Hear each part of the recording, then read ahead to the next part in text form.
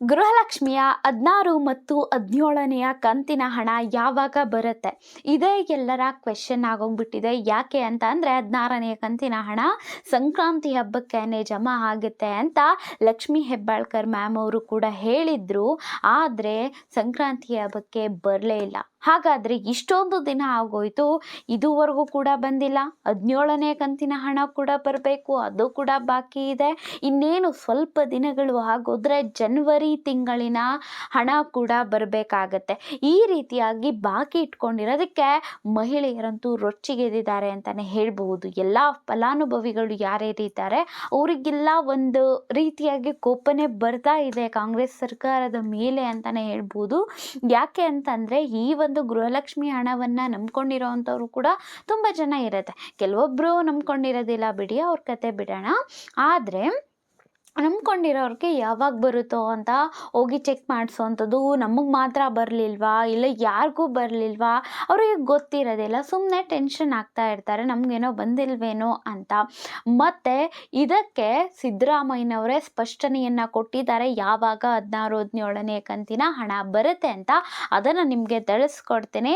ಮತ್ತು ಈ ಕಾಂಗ್ರೆಸ್ ಸರ್ಕಾರ ಏನು ಮಾಡ್ತಾ ಇದೆ ಅಲ್ವಾ, ಪೆಂಡಿಂಗಲ್ಲಿ ಇಡ್ತಾ ಇರೋವಂಥದ್ದು, ಅದ್ರ ಬಗ್ಗೆ ವಿರೋಧ ಪಕ್ಷದ ನಾಯಕರಾಗಿರುವಂತಹ ಆರ್ ಅಶೋಕ್ ಅವರು ಖಡಕ್ ಆಗಿ ಎಚ್ಚರಿಕೆಗಳನ್ನೇ ಕೊಡ್ತಾ ಇದ್ದಾರೆ ಅಂತಾನೆ ಹೇಳ್ಬಹುದು.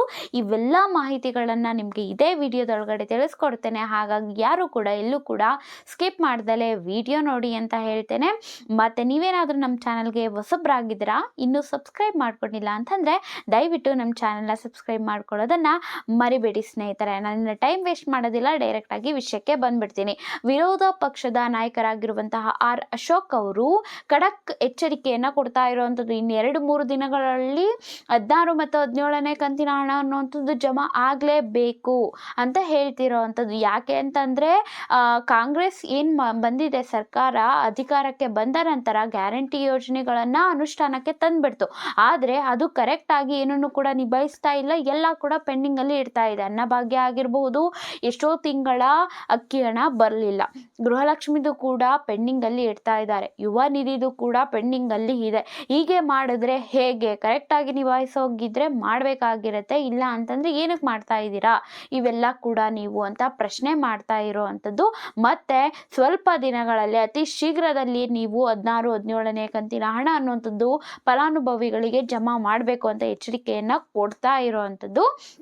ಅದೇ ರೀತಿಯಾಗಿ ನಮ್ಮ ಸರ್ಕಾರ ಏನಿದೆ ಅಲ್ವಾ, ಕಾಂಗ್ರೆಸ್ ಸರ್ಕಾರ ಇವಾಗ ಸಿ ಎಂ ಆಗಿರುವಂತಹ ಸಿದ್ದರಾಮಯ್ಯನವರು ಏನು ಹೇಳಿದ್ದಾರೆ ಅಂತಂದರೆ ಅದ್ರ ಬಗ್ಗೆ ಸ್ಪಷ್ಟನೆಯನ್ನು ಕೊಟ್ಟಿದ್ದಾರೆ. ಇನ್ನೇನು ಸಂಬಂಧಪಟ್ಟಂತಹ ಅಧಿಕಾರಿಗಳಿಗೆ ಇದ್ರ ಬಗ್ಗೆ ತಿಳಿಸಿದ್ದೀವಿ, ಇನ್ನೇನು ಜಮಾ ಮಾಡ್ತಾರೆ, 2-3 ದಿನಗಳಲ್ಲಿ ಪಕ್ಕಾ ಜಮಾ ಮಾಡ್ತಾರೆ. ಆಲ್ರೆಡಿ DBT ಪ್ರಾಸೆಸಿಂಗ್ ಕೂಡ ಸ್ಟಾರ್ಟ್ ಆಗಿದೆ. ಕೆಲವೇ ದಿನಗಳಲ್ಲಿ ನಿಮ್ಮ ಖಾತೆಗಳಿಗೆ ಜಮಾ ಅನ್ನೋ ಅಂಥದ್ದು ಆಗತ್ತೆ ಗೃಹಲಕ್ಷ್ಮಿ 16ನೇ ಕಂತಿನ ಹಣ ಅಂತ ಸ್ಪಷ್ಟನೆ ಕೊಟ್ಟಿರುವಂಥದ್ದು. ಸಿದ್ದರಾಮಯ್ಯನವರಿಂದನೇ ಸ್ಪಷ್ಟನೆ ಸಿಕ್ಕಿರೋದ್ರಿಂದ ಇನ್ನು ಸ್ವಲ್ಪ ದಿನಗಳಲ್ಲೇನೆ ನಿಮ್ಮ ಅಕೌಂಟಿಗೆ ಬಂದಿರತ್ತೆ ಕಾಸು ಅಂತ.